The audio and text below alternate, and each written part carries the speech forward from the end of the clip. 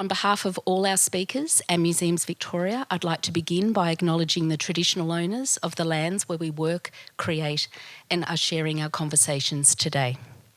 The Wurundjeri Woiwurrung and Boonwurrung peoples of the Eastern Kulin Nations, and First Peoples language groups and community groups across Victoria and Australia. We pay our deep respects to elders past and present, to all First Peoples joining us today, and also acknowledge we are guests on country and that sovereignty has never been ceded. My name is Dr Moya McFadzean and I'm the Senior Curator of Migration and Cultural Diversity at the Museums Victoria Research Institute. And I'm so delighted to be hosting this afternoon's panel session and would also like to acknowledge my colleagues Khalid Warsame and Devyani Vadki, who are our program staff here at the Immigration Museum and who have supported the organisation of this event. Please do note that this session is being recorded and subsequently will be uploaded onto our Museums Victoria website. So we have an exciting and experienced panel of creative practitioners joining us today, and I thank them so much for their participation. Dr Pia Johnson, Dr Torika Bolatagici and Sophia will be using Re-Orient, Reclaiming Spaces, Redefining Stories, which is Pia's current installation here at Immigration Museum, as a jumping off point to reflect on complex issues surrounding curatorial and creative practice, identity, representation, objectification, resistance, power and politics, and how these issues are explored and challenged in their own work. So it should be a really fascinating and robust discussion. Our session will commence with short introductions to their practice by each of the speakers, followed by questions posed to each panellist, and then an in-conversation session engaging the whole panel, and we'll then open up to questions from the floor. So we're aiming to be concluding by 3:15. So to briefly set the scene, the Immigration Museum has been fortunate to collaborate with Dr Pia Johnson on her Re-Orient project, supported by funding from Creative Victoria.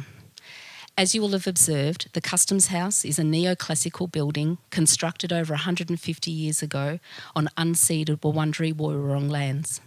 It was and still is an act of dispossession and a statement of colonising power and economic control of the people who did business here and the people who were interviewed, welcomed, processed or rejected here.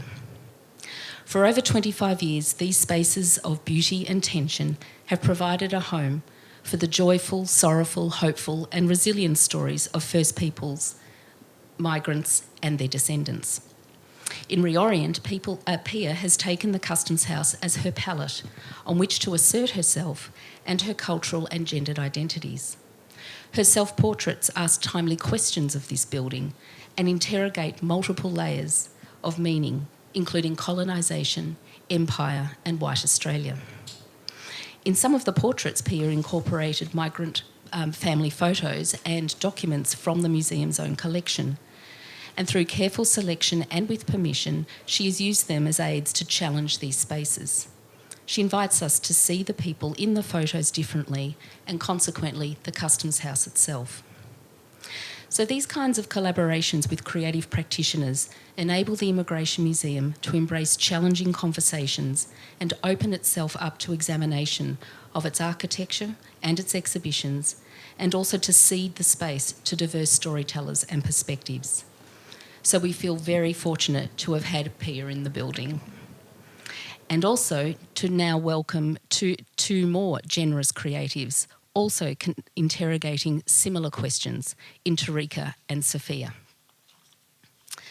So now we'll get started, and I will now be inviting the panellists to briefly introduce themselves and their practice. And we're going to start with Pia, Melbourne-based photographer, visual artist, curator and lecturer at RMIT. Thanks, Moya.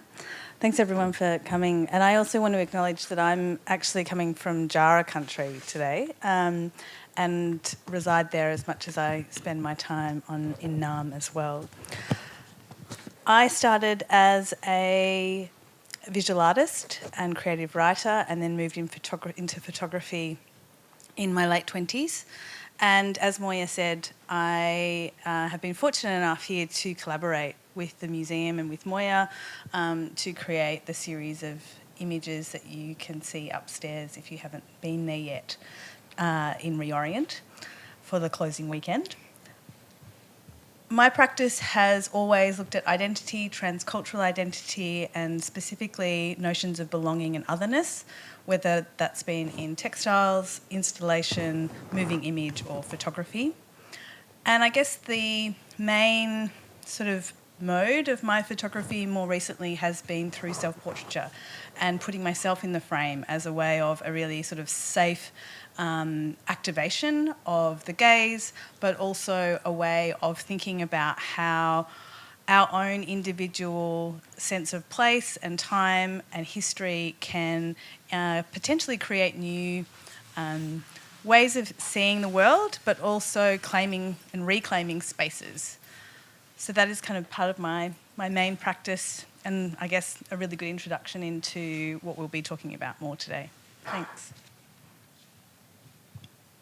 Is this one? Yes, it is. Fantastic. Thanks, Pia. That was a great introduction. So next, I would like to introduce Dr Torika Bolatagici, Melbourne-based artist, writer and academic working in photography, video, installation and publication and curation, to introduce herself. Thanks, Moya, and thank you for the invitation to be here today. Have we got the slides? Oh, we do. Oh, there's Pia's. Sorry, Pia. That's okay.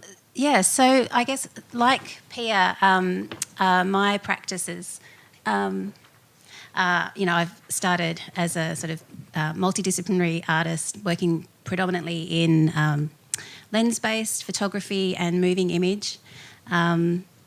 From the very sort of start of my sort of education and professional practice, I was really interested in looking at identity, and particularly mixed race identity. So my father is Indigenous Fijian with links to Kandavu and Benga, for those of you who are familiar with the area, and my mother is Anglo-Celtic. So I was born in Nipaluna, Hobart, Lutruwita, Tasmania, and moved to Naarm in the late 90s to study at Deakin University at the time. And that was where I did a lot of my sort of formal training, but also where I sort of really discovered that there was a lot missing from my art education. And so reclaiming stories and histories of possession and colonisation and thinking about otherness as well has been a really central part of my work. It's a strange collection of images that I've selected here, but sort of more recent work. This is from a series called The Camouflage Act, which was produced in Barbados in 2017, I think. That date is right behind me. And so, in the sort of bio, it talks about my practice being really interested in the social, cultural and physical movement of bodies.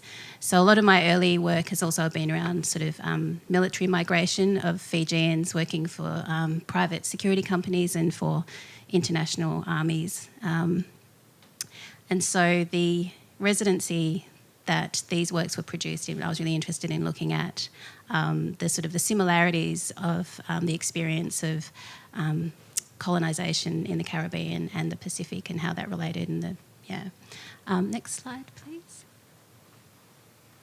I have an ongoing sort of social practice which is called the Community Reading Room, which I think we'll probably talk about a bit later in relation to spaces. But this was a work that I produced as a part of a sort of an iteration of the Community Reading Room, which was directly about the sort of Eurocentricity of mainstream art education and inviting artists and other collectives to respond to this idea, but also inviting members of the public to share their experiences of art education in a kind of Western mainstream context. And finally, this is a recent work that was commissioned for the Tarawara Biennale last year, called Value Form, which was a sort of a collaboration with my daughters, who you can see, two of my daughters who you can see pictured here. Again, really interested in how bodies move in spaces, how they're read in different contexts. And this particular work was looking at how they me taking a closer look at how they are received in the kind of sports spaces that they move in as young people, but then thinking about the kind of layers of racialisation that they are becoming more and more aware of as they sort of grow. I think that will do for my intro. Thanks. Amazing. Thanks, Torika. Now, I'm just, Pia, because take a moment to look at your slides. Thank you. I'll just touch briefly then on them. I chose to have the images from the show as part of it because that's sort of the grounding of this panel. And I will talk more as we go along, but I think if you were to, I don't know, Google stalk or have a look at my website, you'll see that there's very much a similarity and a theme of, I guess, gaze and looking at spaces and putting the female body and the culturally different or maybe antagonistic in some ways body within colonial spaces, but also non-colonial spaces too, and going back to, I guess, roots, and as well as that, looking at my family's history of migration and identity through colonisation as well, say Malaysia. Otherwise, I did have relatives that were essentially boat people that came here between the two world wars from Italy. So thinking around those things and how we also create our own spaces for ourselves. So, yeah, the images that I included for the slides were sort of the ones that I think really resonate on shifting perspectives and harking back to, I guess, multi-generations of thinking about identity. Thanks, Moya. And finally, I invite Sophia Tsai, a Melbourne-based curator, writer and craft practitioner, to introduce herself. Hi everyone, I'm really happy to be here. Thanks for the invite, Pia. My name is Sophia Tsai. I am a curator, writer and a knitter. Unlike the rest of who is sitting alongside me, I do not have a doctorate. We were talking about this before, and they asked whether I wanted to pretend that I had one for today. But since it's been filmed and on record, I didn't want that to be connected to my name. So I guess in terms of where, like, my background and what's kind of led me to my work today, I studied art history all throughout university at a time when the Eurocentric kind of Western art history discourse was pretty much the main thing that we were taught. I didn't even really get to learn about Indigenous Australian art or even Asian art until my third year of university study. And so it's been an interesting kind of journey working in this space, also as a curator and a writer, thinking through some of these, I call them like legacies that we inherit. And I think in the same way that Pia is responding to the legacy of this building, you know, we kind of, when we grow up in these cultures, we kind of take on these histories, these narratives, and there's a responsibility to really contest them or think about them really critically. But yeah, the way that I work is really about, I'm really interested in the way that you can learn about the history, social history, cultural history, etc., through art and art practice and through artists. And that's really what my joy and love of art history is really all about. But also I am a knitter, and I distinguish myself in that way from being an artist because I have too much respect for artists to call myself an artist.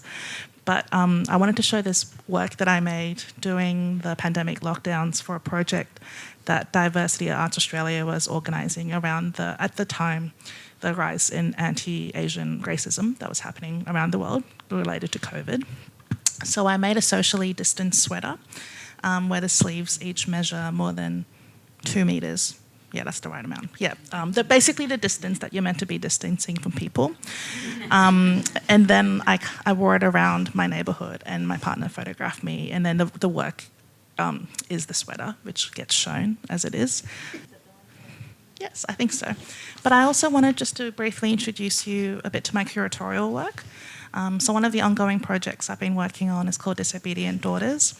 It's been 2 exhibitions and 1 publication so far. The way I really like to work as a curator and a writer is with contemporary artists. I like the kind of dialogue and kind of exchange that can happen rather than working with a static display of objects or a collection, which might be a more museological kind of, if you're working with a collection, it's very different to if you're working with living artists. So Disobedient Daughters is a project that's really about looking at stereotypes of Asian women within a global context. And I even have the word disobedient tattooed on me now. It's kind of, I think it's an embodiment. I mean, I feel like the exhibition is really just an embodiment of my whole life and all the things I've been kind of working through and thinking through. So yeah, these are some stills from the exhibition that was held in Melbourne at Coonahan Gallery, and at the top also some screenshots of the catalogue that was produced. So for the catalogue, I worked with 10 writers who each wrote a text in response to one of the artists in the show. So that was kind of my first time pairing writing and art together where I wasn't doing the writing, and it was quite an interesting kind of dialogue. Yeah, maybe, should I go to the last slide? If you like, sure. Since everyone else went through their slides. And this was an exhibition I curated at La Trobe Art Institute in Bendigo. It was in response to an exhibition across the road at the Bendigo Art Museum that was looking at the collection of Jeff Raby's Chinese art collection. So I was sort of responding to a more historical, I guess, personal collection of someone situated within China as an ambassador, and I wanted to do a show that was sort of about China but not about China. There was this tension about like how to, I guess, challenge that nationalism kind of rhetoric as well.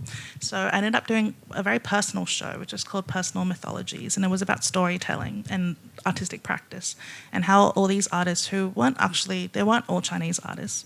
It was a mix of diasporic Asian artists, First Nations artists as well, who really looked at storytelling in their work and how you kind of create your own narratives or your own kind of, I guess, the idea of mythology and legacy, which I've kind of mentioned briefly. So yeah, that's kind of me as a curator and a writer, and some of the things that I like to think about, and probably why I'm part of this panel. Thanks so much, Sophia. That was fascinating, and thanks to everyone. So what we're going to do now is I'll be posing a specific question to each of our panellists. I'll start with Pia. Now, Pia, did you have other slides? So will I go back to those? I think so. Let's just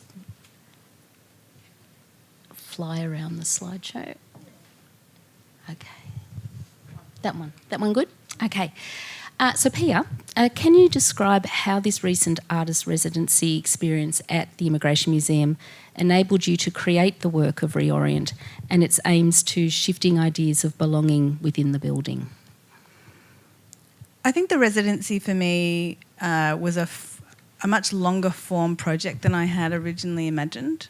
Previously, up until this point, most of the residencies I had done were much shorter, sort of a couple a week or a month, kind of deep dive into something where you do a lot of grounding yourself, finding what was interesting, what you're responding to, and then quickly making work out of it and doing a lot of the thinking actually after you've responded and made the work.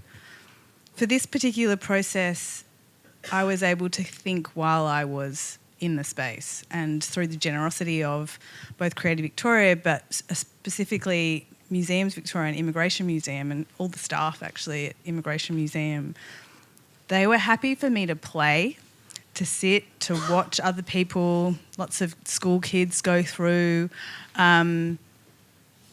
to read all the displays, to kind of feel my way through it. And I guess in a sort of more academic idea, this kind of phenomenological way of an embodied experience, and starting to think about the history and the people that had come through the building and really deeply understand that this building was made by rich white men for other rich white men. And I think that is a really interesting thing to do over time, and to still love the building and to still find little corners that are for me and that are quiet and that are interesting and are cool, but also to feel what it is like to lie on the floor or to think about a particular cornice and how it doesn't line up with the other cornice. And was that a mistake, or was that just budget, or was that actually the design? And things like that that I don't think I would have been able to do without having that time and the generosity of the space and the people. But I think the other element to the work and to the ability to make images in the space was my access to the collection. So I had an open access digitally to the humanities section of the museum collection. And that gave me a really beautiful insight into, I guess, the history of people that had either donated or families had donated photographs, but also shared stories. And I realised that actually I'm really interested in people's stories and how they connect to me, but how they connect beyond borders and beyond buildings. And so it was a really wonderful way to get to just read and look at like identity cards, and there's some really cool like taxi items that, you know, people have put in, and and then also find about the stories that resonated with me. And so working with Moya there more specifically around who had donated the images, what their stories were. Moya was able to amazingly give me even more information that was already in there. And then thinking about how I could utilise those images in the space. So I think one afternoon I had a projector trying to project images into spaces. I also then extended my research out to the Chinese Museum in Nam as well as the State Library. I just kind of wanted to find out what other images were out there. But ultimately, for the exhibition, decided to just stick to the collection and stick to female stories of a vast range of cultural identities. So in terms of answering your question in a really, really long way, that idea of making the work as a sense of belonging, I do feel like, amazingly, this space is kind of very familiar now. And I think that has really shifted from how I first entered the building. I found the building really overwhelming initially. And I think that's a really interesting moment of reflection to think about. I don't know if the images make you feel more welcome or not, but I think the images show the process of me trying to find my space here and trying to find a way that maybe I can offer other people to not be scared and to come in and own a little bit of the space. But also it has made me think about other buildings, other spaces that I would normally kind of go, I'm not sure I want to be in there, or I have a funny feeling. And maybe it's actually finding the tools to shift that and try and make spaces that I can feel comfortable in, or find communities that I can be with and we can go together to make a space more comfortable. And I think kind of what Sophia was saying before, how can art, how can photography help us resist or disrupt kind of dominant narratives or colonial spaces? And I think for me, this has been a really big project and a long one, but it's given me the time to find maybe a new way of thinking about making work and a new way of engaging with colonial narratives and legacies. Yeah. Amazing. Thanks, Pia. And I think if you have been up to look at Pia's work, or you will after this, for those of us who've worked in this building and sort of inhabited this building for a long, long time, Pia's work has really offered such a new lens on the building. I actually see it in a different way myself now, and have discovered sort of new corners and little architectural sort of attributes, and it is a building that has its tensions when you're trying to tell deeply personal stories of migrants and all people of all diversities, and as well as First Peoples experiences as well. So it is a building that comes with tensions, but I think it's been projects like this that have helped to break those down and challenge those and help us all see it in a new way. So congratulations. Thanks, Mark. Been great. Okay, so I'll now move to Torika. Torika, can you reflect on your on how your work changes and or responds to the different spaces in which you exhibit. Yeah, thanks, Moya. Yeah, I can. But first of all, I just want to say about your work, like, it makes me really think about the scale is so important in your work, and the enormity of these big white, and then your bodily interaction with that is really it's palpable, and I think it's what I have often felt coming into these spaces as well. I remember coming to an exhibition of the Fijian community in that, I don't know if it's still there, but it's like maybe it was the same space. Yeah. And I remember walking in, and it's, we're talking about a whole nation here, and walking into the space and just feeling like, how can you compress so much into such a small space? And I really felt suffocated by the tension of, I could read all the bits where there'd been community kind of tensions about, well, let's leave the bit out about that coup, or let's not talk about that political thing, or I found it really overwhelming, actually, that sense of like compressing a people into such a small space. And I think that's why I'm also really interested in how archives function, and that importance of thinking about, archives as not being neutral at all. And it's as much about what is left out as what is sort of in that collection. And so if we go to the slide with the reading, I think there's some reading room slides in here. This project really came out of, I think, what we've all kind of reflected on a little bit, which is around how our practices sort of weren't really acknowledged or validated, or at least we didn't sort of necessarily see ourselves in the education experiences that we had, which I think has changed a lot and is definitely in the process of changing, but, generationally. So the question about sort of how my work changes, I think I'm thinking of that in relation to this particular project, which was devised to kind of, well, actually it came out of community, a need for us to share texts with each other as a group of sort of like emerging artists from the Pacific diaspora. And it was about finding our community first, but then in that finding each other and sharing our experiences, finding that the sort of the archives that we were directed to, or the collections, or the library collections even, that we were interacting with through our education and through our creative spaces were not reflective of our lived experiences and the histories that we knew of, and the work that our peers had done, and the artists that had come before us. Which was not to say that they weren't there, but they weren't prioritised or valued enough to be collected. And so I went to the Stuart Hall Library in the UK in 2011, I think it was. And when I came back to Australia, I thought that I'd really like to start a similar space to kind of address what we'd been sharing as a community of Pacifica artists about these sort of absences in the collections and in our tertiary experiences. So a friend, an artist and filmmaker, Amy Batalambasi, had a space in Footscray that she had taken. It was a sort of lease on an old tattoo parlour, and I think she had it originally for a few months, and then that turned into like a year. But she offered the space to me, knowing that I was looking for somewhere to put my book collection.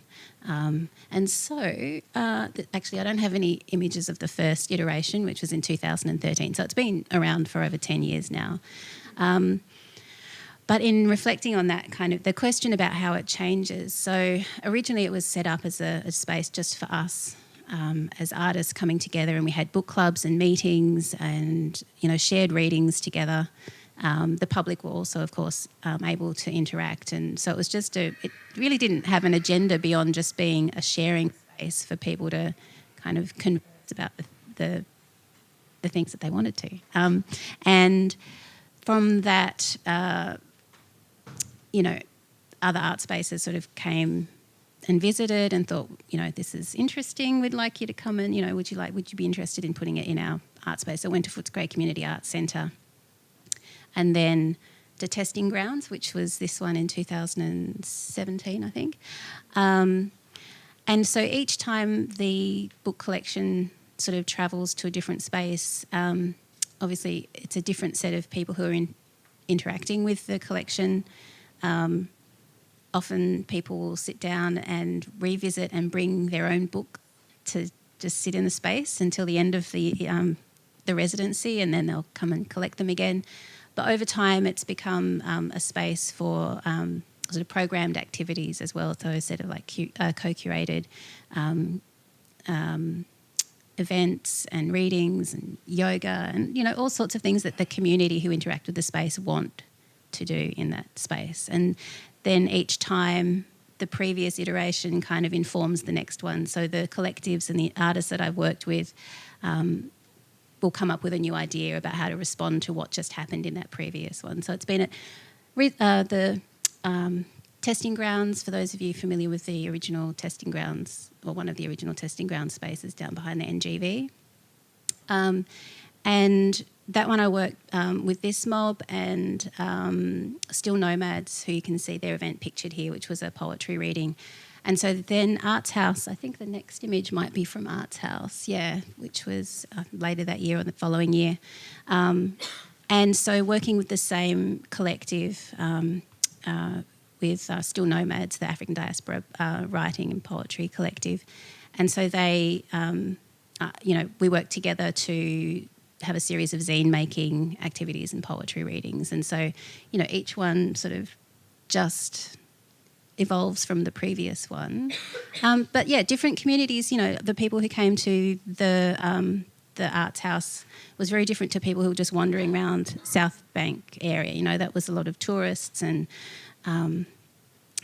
this had a lot of local people who were just sort of, interacting also with the gallery space there. And what's the next one? Oh, yeah, this is more of the black tourmaline. So this was a panel discussion that was curated by a group called the Black School, who are really interested in bringing together educators, people of colour, First Nations, scholars, to talk about their experience in this panel, sort of like a closed, registered panel discussion.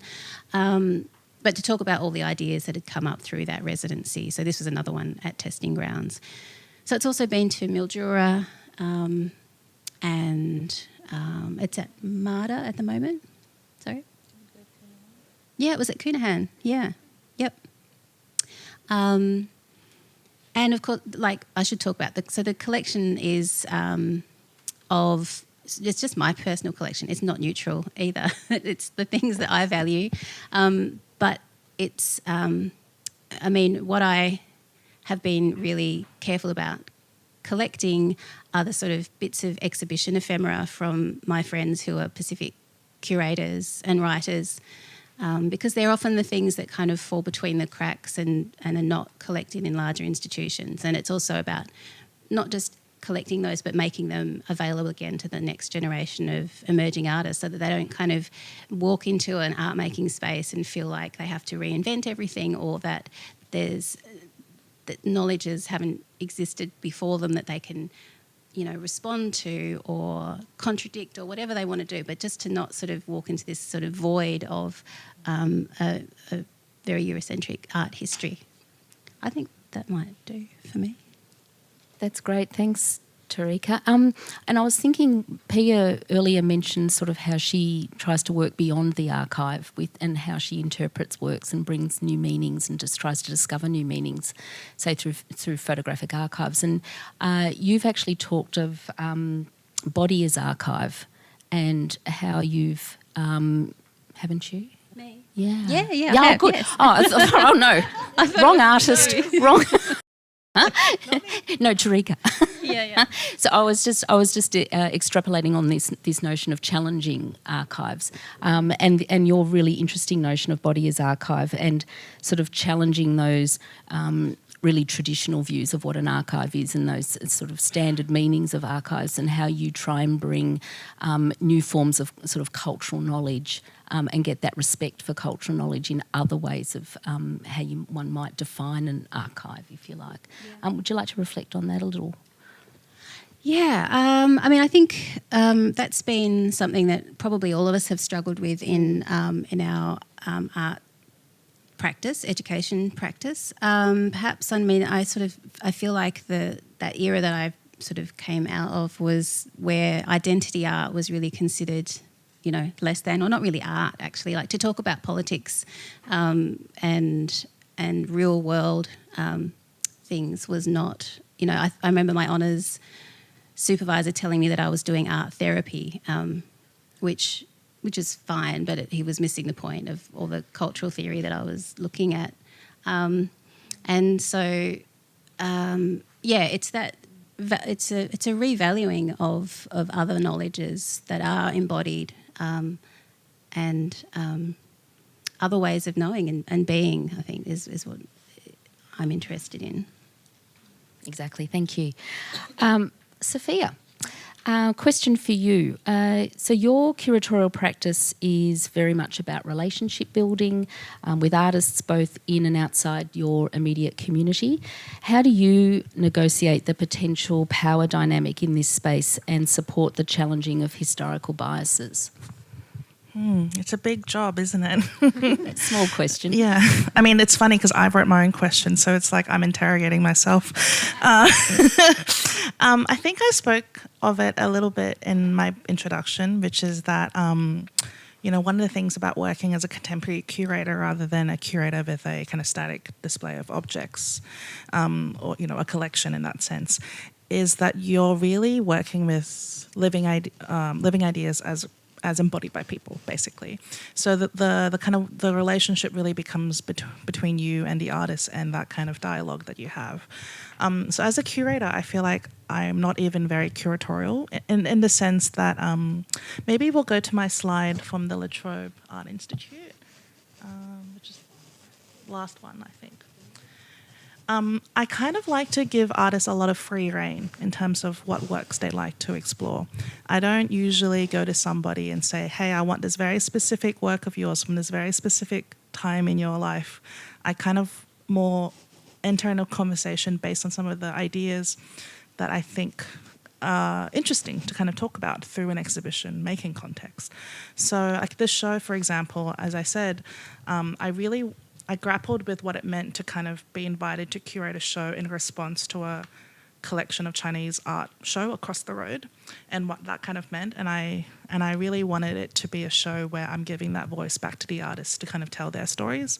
And that's how the kind of thematic came about. And that also determined, I think, the kind of range of works that were included, that a lot of the works dealt with themes of like fantasy or like storytelling, as I mentioned, and so forth. So I think that's kind of how I navigate that. In terms of working within community or outside of community, it's this really interesting kind of tension to think about, because I think even though we may be motivated from working within our communities and our peers because, you know, we want to challenge these sort of historical biases or lack of representation, we also need to be very careful that we're not perpetuating these cycles of like harm as well. And I say that in the sense that one of my colleagues once said to me something that's really stuck with me, which is that, is it a community or is it a clique? And that's something I really think about too as a curator, because whether I like it or not, a curator has a lot of power in the sense that you are basically a gatekeeper, you are a decision maker, you are making selections of art and their presentation to the public. So that's a responsibility I take very seriously, and I think a way to kind of still honour community and uplift, you know, voices from within your community, but also not perpetuate the sort of insular, you know, what can become a clique potentially, is to make sure that I'm always inviting people that I've never worked with before into my projects as well. So I don't have a quota or anything like that, but it's more just a guiding principle that for every time I work with somebody that I've worked with before, I also try to invite somebody else in that I haven't worked with before and just maintain that throughout all of my projects. I also really love to kind of bring really early career artists, like fresh out of uni or, you know, maybe hasn't had a major exhibition at a gallery, into the same room as really established artists. I think it's a really beneficial relationship because there's both a kind of, you know, the established artist in the room might be able to boost, you know, the career of the more early career one, while the early career one brings these like fresh ideas into that space. Actually, the show that you were in that I curated, Closing the Distance at Bundoora Homestead in 2018, was kind of about that intergenerational exchange as well. And that's something I've tried to maintain as well in my ongoing practice. Yeah. Thanks, Sophia. That's so interesting. And do you find that those relationships continue on, those creative sort of collaborations and relationships that you've in some way have helped to nurture? Do they continue for those artists? I think so. I think what was nice about Disobedient Daughters, if we go back to the previous slide, is that it was also a way that the writers and the artists who maybe hadn't worked with each other before connected.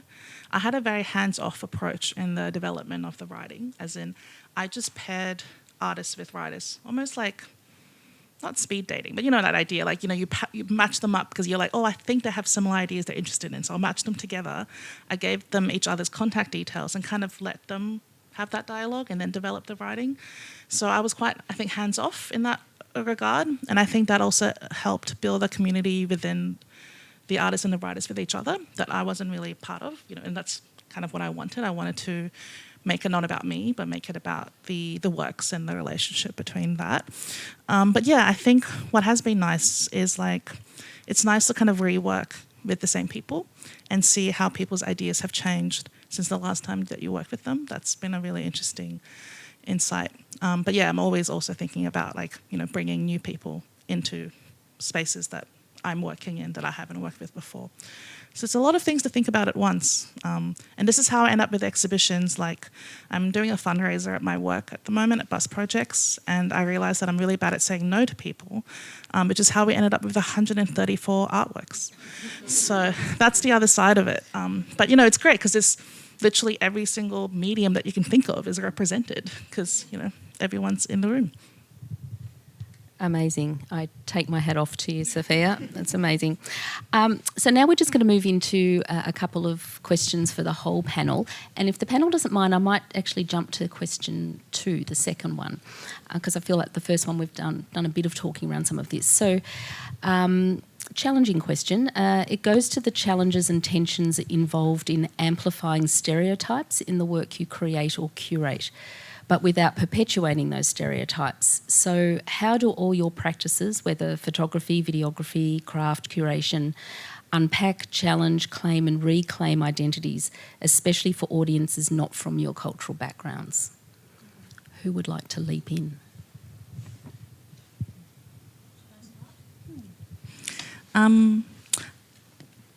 This is me kind of reflecting on what I think makes a really successful work of art. Is always one that speaks at different registers to different audiences. So you might have a work that if you share the same lived experience as the artist who made the work, you have that resonance. But then there's another layer of meaning if you're someone from outside that audience, but you can still find a different kind of meaning. I think those are the most interesting artworks to me that can speak those different dialogues, so to speak.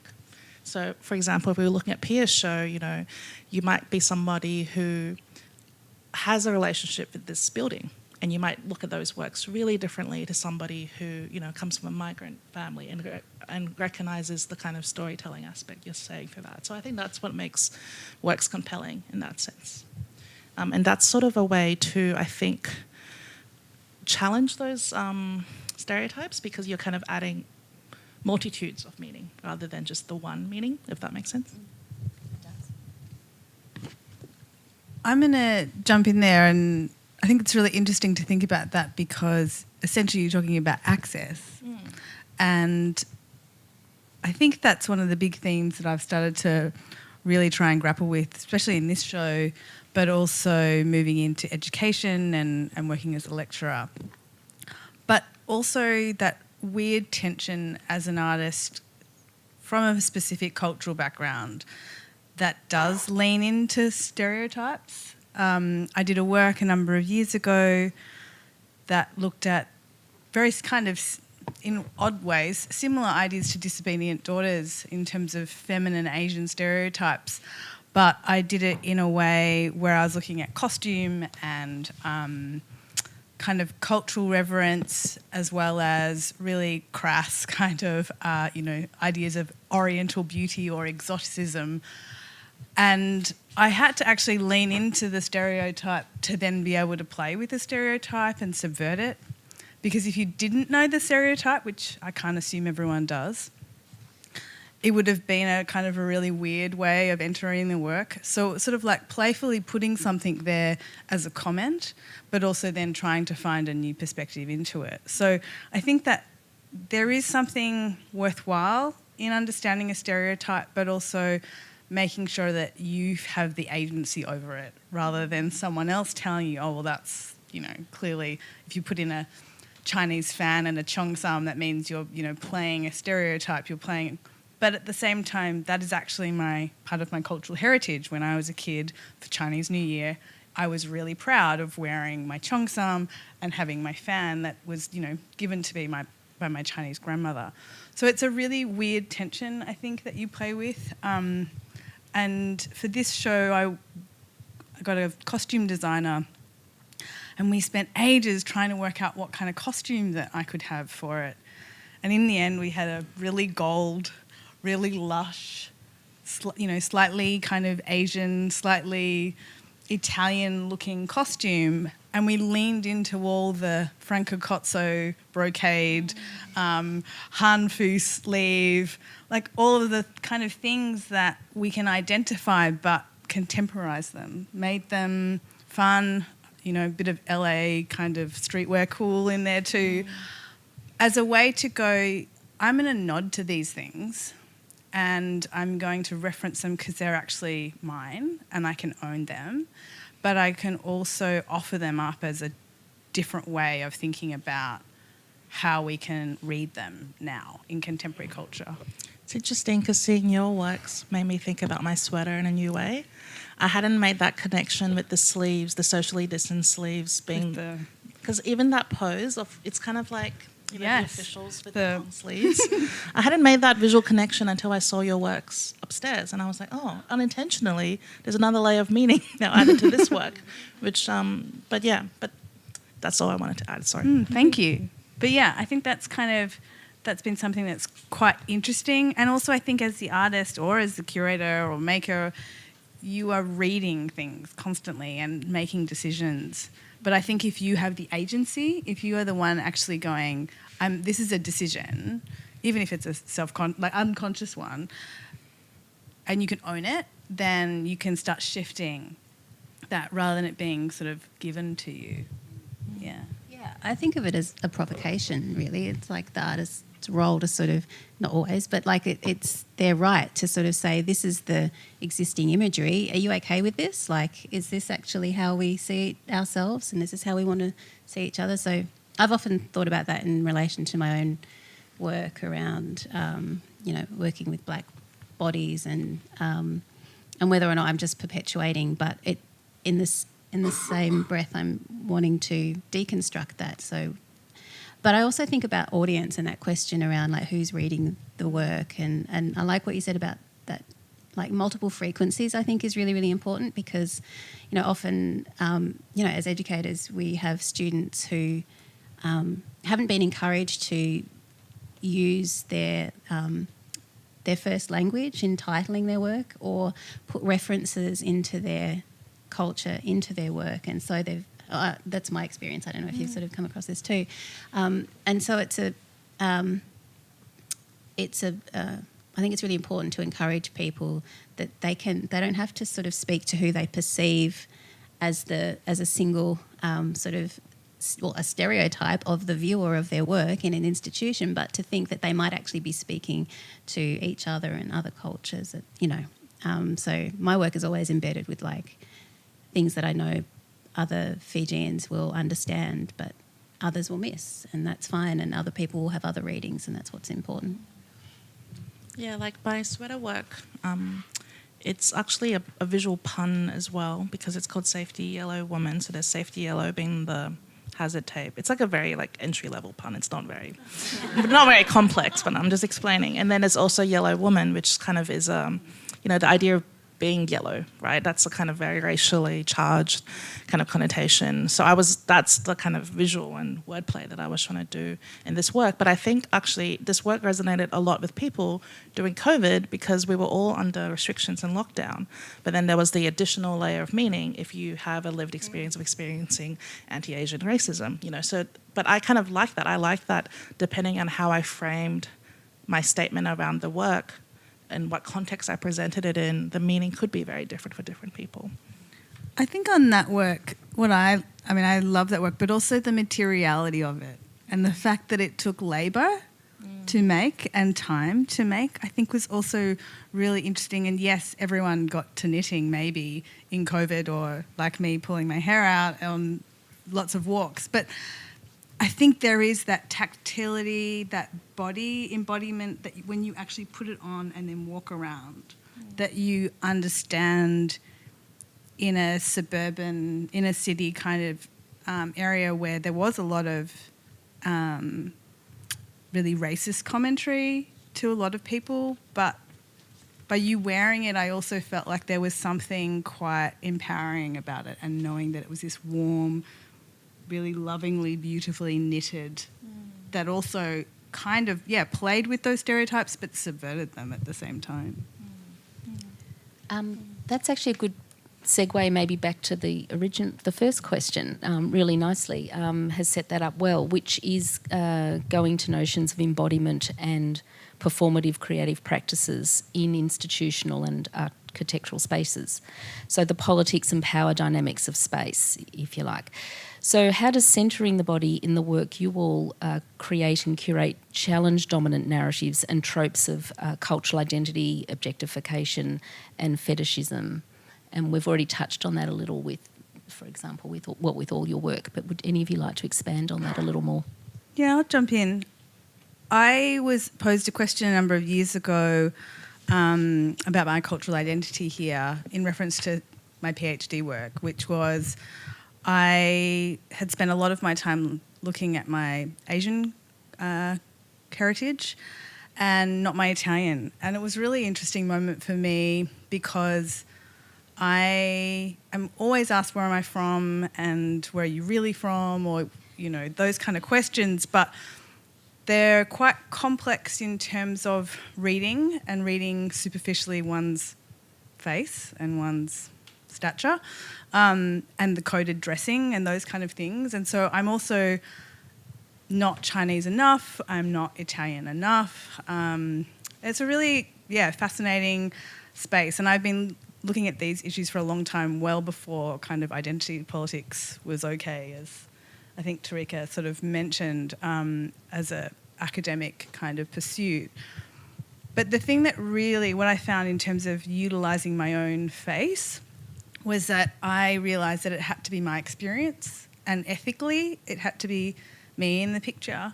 And that was really scary and also really empowering at the same time, because I could have put my sister in there, she looks kind of the same as me, or other, self-identifying Eurasian people that wanted to share their experience, but actually it had to be me in the picture, because I was trying to talk in a way about the difficulty or that liminal space that I was constantly in.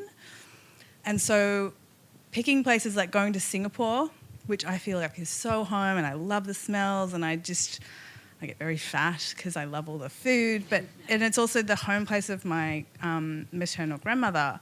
But I am not local. I am so foreign. And in some instances, I just look like another foreign student, potentially. Interestingly enough, I go to Italy, also a place where I eat a lot and put on a lot of weight because I love it, and I feel at home as well. I also look like a foreigner. So I kind of don't ever fit anywhere. And I think that is how I realised when I, got asked these questions, and I sort of kind of went, I have to put my skin in the game. I have to actually put myself in there.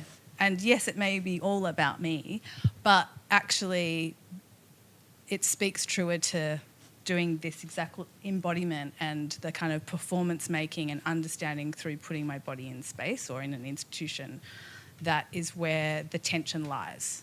And yes, it may not be read by everybody, but actually in the making process, that's more authentically and I guess ethically what I'm on about. Yeah. That's really interesting. And thinking about those series as you've done, the ones in Rome and the ones in Singapore, I mean, it takes a degree of courage to do that and challenge your own notions of who you are. And when you look at those photos, you think, well, of course you'd feel at home because you've got Italian background or you've got Chinese background. But actually, a lot of those photos, you look like you've just been kind of parachuted in to a very different world. And so I think the way you've created those contrasts and tensions is really, really interesting. Sophia or Torika? I was just going to... sorry, this is kind of maybe not entirely related, but a little bit. What you were talking about in different spaces made me think about one thing I've kind of learnt through my work is just how unique the kind of diasporic Chinese experience is versus actually working and living in the region experience. And actually, sometimes I feel like I actually have more in common in terms of experience with other people from similar like diaspora or migrant backgrounds than actually with like other Chinese people living in China. And this kind of, so I don't know whether anyone remembered that whole thing that happened on the internet with this white girl in America wearing a cheongsam to her prom. And, people in America who are Asian were really outraged because it's kind of like, okay, you make fun of our culture, but then you just like wear it as a costume kind of thing. But in China, people were like, oh, this is so great. She's celebrating us. There was such a difference. And I could see where those different value systems came from. So that's why also when I'm doing my work, I'm really deliberate about being very clear about the context in which these works are made. And just because we share a cultural identity does not actually mean our experiences of that culture are the same, because it really does depend on the context in which you're living and working and who else is around you and things like that. I just kind of thought about that when you were talking about visiting Singapore and Italy. I was like, I wonder whether someone who was like living there, would have a very different kind of, despite having the same kind of cultural connections that you do. Yeah. Yeah, what you said, Pia, made me think about that sort of sense of not really belonging anywhere and sort of feeling like, always othered. It sort of plays into all those ideas around like authenticity, around identity as well, doesn't it? I mean, it's kind of like... Totally. I always felt really dissatisfied with these kind of like dichotomies of having to choose one or the other. And there used to be all this kind of, theory around it being this sort of like mixed race people as being lesser than or, like not either or. But I've always sort of felt like it was it could be a place of sort of like radical, like seeing things from multiple perspectives. And so not kind of buying into the kind of... the tragic mulatto kind of stereotypes that existed, but thinking about how it changes one's kind of like third space kind of perspective on things. I just want to add to that. If you want to go to Torika's value form work, I think what's really interesting there is then, because it's work of your family and your daughters, again, that like another level of how to think about bodies in space. Yeah. I haven't thought about this work for a long time. It actually came out of thinking a lot about Claudia Rankine's writing about, she's got this amazing essay or like a chapter in one of her books about how Serena Williams' body was read and, written about in news media. And so, that was sort of in the back of my head, but I was also, observing the ways that my daughters were being responded to in the various kind of spaces that they moved in their sporting world.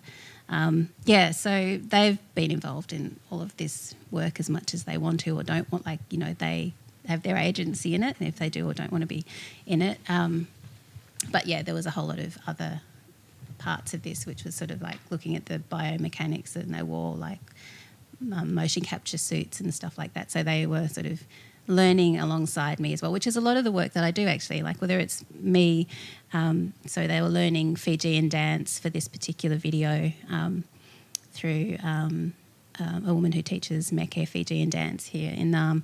And so it's sort of, them being as part of my work is us learning together a lot of the time. And so this is an extension of many sort of collaborations that we've done over the years. Thanks, Torika. Now, we have one last question for the panel, but I thought I'd better check in with the audience to see if anybody out there has a question they'd like to ask, and we can bring a microphone. If not, that's fine, we can continue on, but I wouldn't want to leave anything on the floor. No? Press on? Okay, shall do. So this final question to the panel asks you all to reflect on creativity as a form of resistance and activism. And can you take the politics beyond the installation to provoke conversations and demonstrate forms of resistance in unexpected yet accessible forms? So I guess this is thinking about our audiences, our communities, the general public. I think the short answer is yes, but I will expand on Give that us the a long bit. one, Sophia. Okay. I think I'm probably right to assume for all of us here on the panel, politics and life aren't really separated. It's sort of naturally embedded into our existence and our thinking and our making and all of that. I think art making, or in my case writing and thinking through art, is kind of an interesting space to occupy because you're kind of alongside the world, but you're not like in tension with it. You're not separate from it. You're kind of alongside it. And it's an interesting space where I always feel like I'm not naive enough to believe that any exhibition will lead to policy change at a government level. However, I don't think that's the only way that art is an effective tool for political change. I think the conversations, the kind of challenging, entrenched biases in thinking, the making people uncomfortable. I love making people uncomfortable. That kind of stuff is actually there's a lot more value in that than the kind of, and I think at the moment, for example, we're seeing this sort of interesting dynamic play out in our current arts world where, for example, over the issue of Palestine and what's happening there, we see so much silencing and censoring of artists who are speaking out. And it's really showing a kind of hypocrisy between, wanting artists to be outspoken about things that are happening in the world, but then also not being outspoken in a particular way if it doesn't suit a kind of political agenda and so forth. And, I have so much respect for the artists and writers who are facing that and still kind of pushing on with their work. I think it's an interesting time to kind of really further interrogate the relationship that art has with politics because, it's not just like a concept or an idea that we write about in our essays and our exhibition statements. It's like a lived reality. It's people's lives. It's people's like day-to-day. So this is kind of an interesting moment, I think, to kind of further think about those issues a bit more. And that's my long answer. Yeah, I'll just pick up on what I think that was just a beautiful answer. I can't really follow that up. But to say that like agency in like making decisions as artists about institutions that we will and won't work with and pulling out of situations that are exploitative or harmful, I think is really, really important. So I think sometimes that's through really small gestures of divesting and sometimes it's more overt through the work itself. But yeah, I think there's multiple ways that we activate our agency and activism. I think also the collective voice is really important.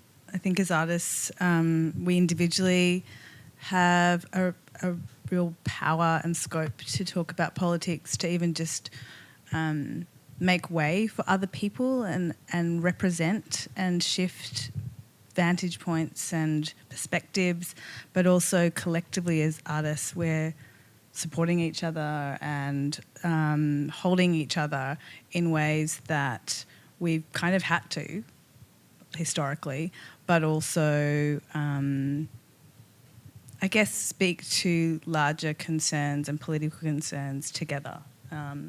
I found that really, I guess, informative over my career as an artist. and occasional curator and lecturer. And I think one of those things, that type of thinking has enabled me to feel like less of an imposter in the room, more of someone that actually can learn from everybody else and other artists around me as well, to activate and resist when we need to. One thing though that's interesting, I don't know about your experience, but with my experience with teaching, there's a lot of students who don't want to do this work, who are resistant to wanting to be politically engaged with their work, especially, it's kind of like how in the 70s when feminist art was like, a trend or thing, Judy Chicago, etc. In America, sorry, very Eurocentric, I know. There were like, there was discourse about like, just because I'm a woman doesn't mean I'm a feminist artist. I feel like we're having that same conversation now with our generation of students who are like, just because I'm a person of colour doesn't mean the work I do is about that. And I don't know, I would love to hear your thoughts on how to navigate that, because we obviously have a very clear way that we work, but then we're working alongside people who have a very different approach to it. I was going to say, I feel like the feminist thing is still alive and well too. But I'm not actually. And it's like, well, actually, I don't know. I mean, I feel like I'm not going to assume their background or maybe why they don't feel like they want to tread those boards. I've had a lot of artist friends who would love to be more vocal, but maybe they've still got family in areas that it would be detrimental for them if they wanted to visit them, or they feel like they would be targeted and they can't, they've got young families or whatever. So I never assume or push students to make that work, but I try and get them to make sure that they realise the context of which they're working in. And obviously if there are students that want to do it, then it's like, please do it. Please engage with those concerns and those ideas. But I think reading widely, like I am a nerd, so I love reading, and I also have that Eurocentric, university and art education kind of background. But I think for me, always being open to reading different types of text too, like interviews with other artists. I'm always on podcasts and things like that. So I think I try and encourage students to kind of find other artists that they might be able to take more on from, especially in terms of feminist or political kind of values. Torika? I think about your question in relation to students in like social documentary who are often wanting to tell stories of other people. So it's not so much students sort of shying away from wanting to, embed their own identity in their work. That's a whole other group of students. But folks who are sort of who want to raise awareness of an issue that they don't have a lived experience of, and that's what I find is kind of like a more emerging kind of phenomena in the classroom, is sort of how to respectfully and ethically tell political, draw attention to political things that might be outside your lived experience. So that's a whole other issue around ethics. But I think that's probably what I encounter more in the classroom in the moment. I remember even just having conversations with artists that I work with who, ask me, do you think it's a good idea for me to be in an exhibition that's like all Chinese artists or, things like that? And it's kind of an interesting dialogue, because my own interpretation of it is that the way that we navigate these sort of stereotypes and all of that is that these are if I go back to my earlier point, these are the things that we already inherited. So they already exist in the world. Because it's kind of the foundations of many aspects of our kind of society and so forth. So I think, how do I say this gently?